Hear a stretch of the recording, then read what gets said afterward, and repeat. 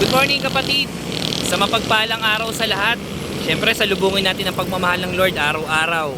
At siyempre meron akong Bible verse para sa inyo na magagamit natin o may sasabuhay natin sa araw-araw. Siyempre ang Bible verse natin ngayon ay mababasa natin sa Biblia ayon sa Roma chapter 10 verse 9. Sabi dito, kung ipapahayag ng iyong bibig na si Jesus ay Panginoon at buong puso kang sasampalataya na siya'y muling binuhay ng Diyos, maliligtas ka.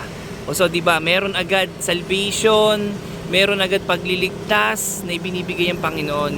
Diba? Panghawakan natin araw-araw yung mga salita na ibinibigay sa atin ng Lord, diba?